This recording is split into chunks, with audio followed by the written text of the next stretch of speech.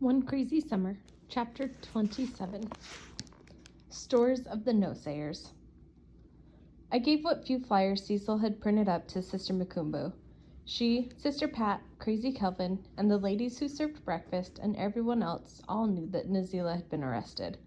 Sister Makumbo said we should stay with her until Nazila was released. It was funny how things changed. If Cecil had been arrested when we first arrived in Oakland, I would have called Pa, and Pa would have made sure my sisters and I were on a plane back to New York. Nothing would have made me happier than to leave Cecil in Oakland back then. But we hadn't got what we came for. We didn't really know our mother, and I couldn't leave without knowing who she was. I certainly didn't want to tell Big Ma that everything she had said about Cecil for the past 7 years was right. That Cecil was no kind of mother and had gotten herself locked up to prove it. It was bad enough to hear Big Ma supposing out loud every kind of selfish trouble Cecil was tangled up in. Day in, day out, I'd never hear the end of it. And there was no telling Big Ma that Cecil was a freedom fighter, oppressed by the man, day in, day out. Big Ma would give my ear a hurting over Cecil. No, I couldn't call Pa yet. What if Cecil were released tomorrow? I thanked Sister Makumbo for her offer and told her as quietly as I could that we were staying with Hirohito and his mother. I certainly didn't want Eunice and her sisters to know we were staying at the Woods' house. Although Vanetta promised to keep her mouth shut, I didn't think she could hold it in. Anything to make Janice jealous. Our mother will expect us to be home when they let her out. She won't be too happy hunting around town looking for us if we're not home. Sister Makumbo said we would be safer with Mrs. Woods than by ourselves. Sister Pat added, "The man is still watching the house." I asked Sister Makumbo why our mother had been arrested in the first place. She said the police were really after the two who had been arrested with her. She also said our mother helped to spread the word by volunteering her printing services.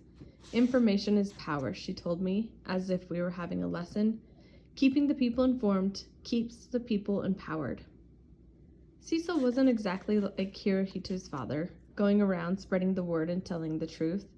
She fussed about printing anything other than her poetry. I didn't tell Sister Makumbo that.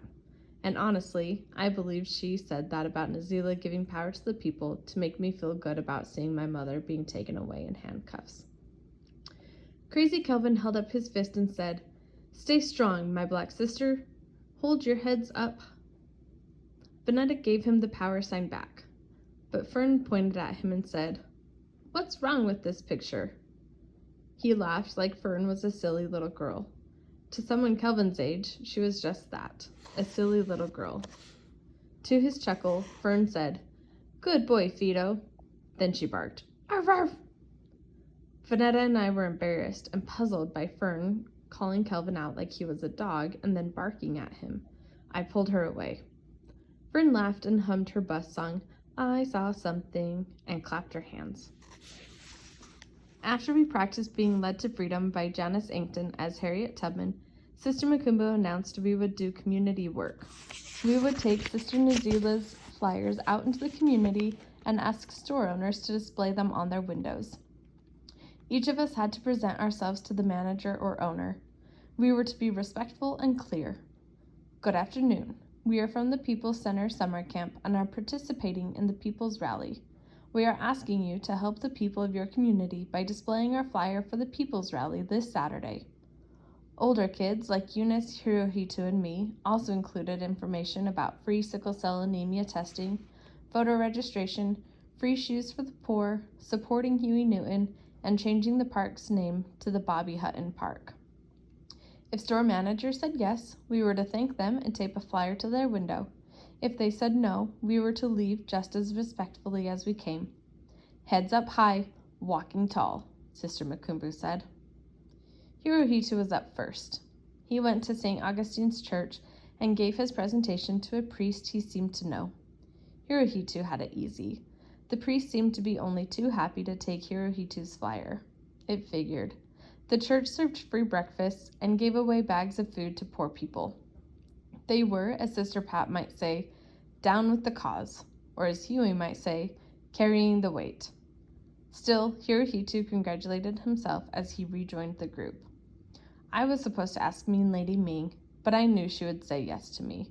I said, "Fern, Mean Lady Ming likes you. Go get her." I followed behind her, but kept my distance. Fern couldn't remember all of her speech, but what she said was good enough. "Good afternoon, Mean Lady Ming. We would like to put the People's Flyer in your window for the People's Rally this Saturday. Free Huey, power to the people." Mean Lady Ming wasn't rankled by the name Fern had called her. Her complaints, all in Chinese, sounded just like her complaints about customers who wanted extra duck sauce or a free egg roll. That didn't stop her from taking Fern's flyer and taping it up in the window. Vanetta and Janice Ankton approached the Shabazz Bakery together. Another easy presentation. The bakery had pictures of Malcolm X and Black Power slogans on the wall. It didn't matter to either Vanetta or Janice. They both came out of the bakery waving their arms like home run hitters. Black, white, Mexican, or Chinese. Big stores, little stores. Some shook their heads north and south. Some shook their heads east and west. There were others who, in the middle of our presentations, simply pointed us to the door.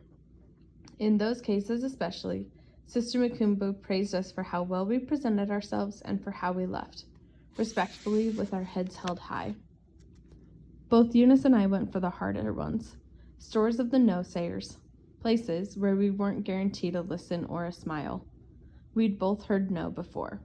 The hardened looks of grown-ups who didn't like kids or black people, or kids who were black, were nothing new to us. After Eunice's third no, Sister Makumbo pulled her aside for a little chat. Eunice had a hip-switching way about her walk that would have gotten me spoken to, but good, by Big Ma. When the store manager said no, Eunice would say, "Thank you anyway," the same way we'd say, forget you" on the playground. Then she'd walk her hip-switching walk on out of the store. I said I would go into the Safeway store and find the manager.